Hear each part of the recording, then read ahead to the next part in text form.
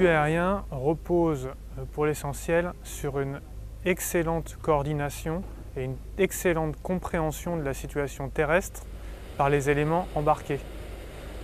Cette coordination, à l'heure actuelle, elle est possible grâce au FAC qui fait la jonction entre la connaissance de la situation sur le terrain, au sol, et le pilote.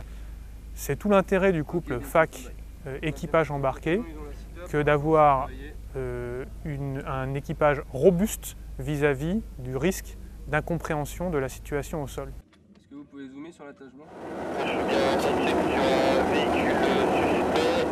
Non seulement on va appuyer les troupes terrestres, mais non seulement aller reconnaître des points en avant des convois ou alors aller vérifier des points d'intérêt de nos troupes au sol et apporter une présence, donc ce qu'on appelle le show of presence, si des ennemis étaient décelés, ou alors pour rendre le convoi plus serein dans sa progression. Et enfin on a des actions kinétiques, un show of force, donc une démonstration de force, très grande vitesse, très basse altitude, pour dire qu'on est là et attention, ne bougez pas.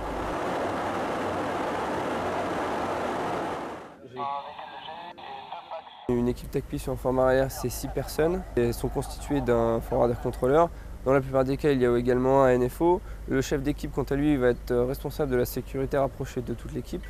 On a aussi un auxiliaire sanitaire qui sera là en cas de blessure.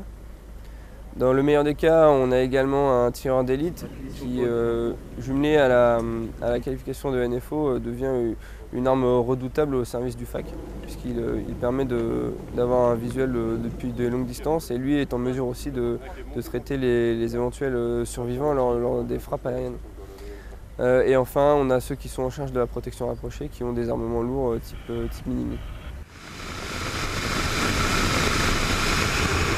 À l'heure actuelle, chaque manœuvre interarmée est appuyée, est escortée et renforcée par une patrouille de Mirage 2000D. Cette capacité d'appui permet de rappeler l'omniprésence de la force Serval sur l'ensemble du territoire au Mali. Elle permet également une assurance vie au profit des contingents terrestres déployés dans le cadre de l'opération Serval. Elle s'applique aussi bien au contingent français qu'au contingent africain, qu'au contingent de l'ONU.